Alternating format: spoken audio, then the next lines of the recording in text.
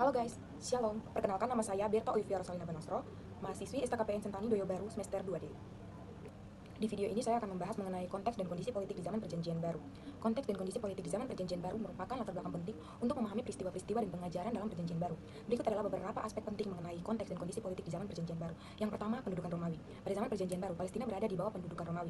Romawi memiliki kekuasaan politik dan militer yang kuat, dan mereka memerintah Palestina melalui sistem pemerintahan yang kompleks. Yang kedua, pemerintahan Herodes. Herodes Agung dan keturunannya memerintah Palestina di bawah pengawasan Romawi. Herodes Agung dikenal sebagai pemimpin yang cakap dan efektif, tetapi juga dikenal karena kekejamannya. Yang ketiga, peran imam besar. Imam besar memainkan peran penting dalam masyarakat Yahudi pada zaman perjanjian baru. Mereka bertanggung jawab atas urusan keagamaan dan politik di Yerusalem. Yang keempat, gerakan Selot. Gerakan Selot merupakan gerakan politik yang berusaha untuk menggulingkan pendudukan Romawi dan memulihkan kemerdekaan Israel. Mereka dikenal karena semangat perjuangan mereka dan kesediaan mereka untuk menggunakan kekerasan. Yang kelima, kondisi sosial dan ekonomi. Kondisi sosial dan ekonomi di Palestina pada zaman perjanjian baru sangat beragam. Ada kemakmuran dan kemiskinan, serta kesenjangan sosial yang besar antara orang kaya dan orang miskin. Yang keenam, pengaruh agama. Agama Yahudi memainkan peran penting dalam kehidupan masyarakat pada zaman perjanjian baru. Hukum Taurat dan tradisi Yahudi sangat dihormati dan diikuti oleh banyak orang. Yang ketujuh, peran pemimpin agama. Pemimpin agama, termasuk imam besar, ahli Taurat, memainkan peran penting dalam masyarakat Yahudi pada zaman perjanjian baru. Mereka bertanggung jawab atas urusan keagamaan dan interpretasi hukum Taurat. Yang kedelapan, konteks politik dan perjanjian baru. Konteks politik di zaman perjanjian baru sangat mempengaruhi peristiwa-peristiwa dan pengajaran dalam perjanjian baru. Pengajaran Yesus dan Rasul seringkali terkait dengan kondisi politik dan sosial pada saat itu. Mengapa penting untuk membahas mengenai konteks dan kondisi politik di zaman perjanjian baru? Yang pertama, agar kita memahami latar belakang sejarah. Konteks dan kondisi politik di zaman perjanjian baru membantu kita memahami latar belakang sejarah di mana peristiwa-peristiwa dalam perjanjian baru terjadi. Yang kedua, mengerti dinamika kekuasaan. Kondisi politik di zaman perjanjian baru mempengaruhi dinamika kekuasaan antara berbagai kelompok, termasuk antara orang Yahudi dan orang Romawi. Yang ketiga, menganalisis pengajaran Yesus. Konteks politik di zaman perjanjian baru membantu kita menganalisis pengajaran Yesus dan bagaimana pengajaran tersebut relevan dengan situasi politik pada saat itu. Yang keempat, memahami peran pemimpin. Kondisi politik di zaman perjanjian baru membantu kita memahami peran pemimpin, termasuk peran Pilatus, Herodes, dan imam-imam besar dalam peristiwa-peristiwa perjanjian baru. Yang kelima, mengerti konteks sosial. Konteks politik di zaman perjanjian baru juga mempengaruhi konteks sosial, termasuk struktur sosial, ekonomi, dan budaya masyarakat pada saat itu.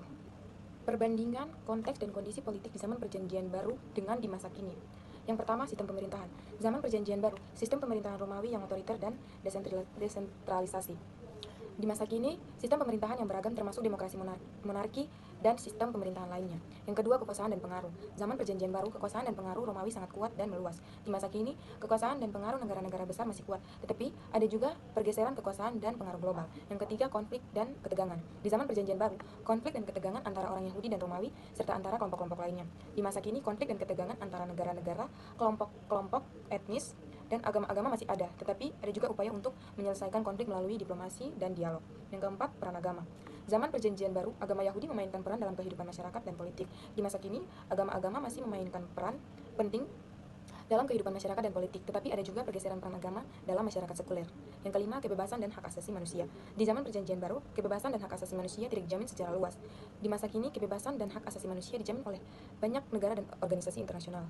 Yang keenam, teknologi dan komunikasi. Di zaman perjanjian baru, teknologi dan komunikasi terbatas pada saat itu. Di masa kini, teknologi dan komunikasi telah berkembang pesat dan memungkinkan akses informasi yang lebih luas. Yang berikut adalah manfaat membahas konteks dan kondisi politik di zaman perjanjian baru bagi diri saya, bagi komunitas orang Kristen, juga bagi masyarakat umum secara luas. Manfaat bagi diri saya sendiri: pengetahuan tentang konteks dan kondisi politik di zaman perjanjian baru dapat membantu saya meningkatkan pengetahuan dan pemahaman tentang sejarah, agama, dan kebudayaan. Dengan memahami konteks dan kondisi politik di zaman perjanjian baru juga, saya dapat mempelajari tentang bagaimana menganalisis dan mengevaluasi informasi, serta bagaimana membuat keputusan yang tepat. Dan dengan mempelajari konteks dan kondisi politik di zaman perjanjian baru, dapat membantu saya tentang bagaimana menghadapi tantangan baik di lingkungan tempat saya tinggal, di jemaat, dan juga di kampus tempat saya menimba ilmu. Manfaat bagi komunitas orang Kristen. Dengan memahami konteks dan kondisi politik di zaman perjanjian baru, orang Kristen dapat memahami lebih baik tentang isi dan makna dari perjanjian baru. Juga dapat membantu orang Kristen memahami lebih baik tentang bagaimana iman mereka dapat diterapkan dalam kehidupan sehari-hari.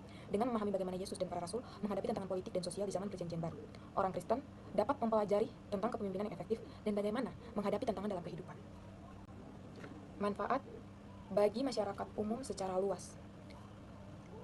Mempelajari konteks dan kondisi politik di zaman perjanjian baru, masyarakat umum dapat memahami lebih baik tentang sejarah dan bagaimana peristiwa-peristiwa di masa lalu mempengaruhi kehidupan di masa kini.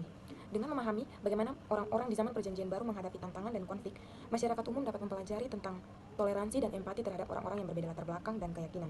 Memahami bagaimana Yesus dan para rasul menghadapi tantangan politik dan sosial di zaman mereka, masyarakat umum dapat mempelajari tentang kepemimpinan yang efektif dan bagaimana menghadapi tantangan dalam kehidupan mereka masing-masing. Semoga pembahasan kita tentang konteks dan kondisi politik di zaman perjanjian baru memberikan wawasan dan pengetahuan yang bermanfaat. Terima kasih atas perhatian dan partisipasi Anda. Sampai jumpa lagi.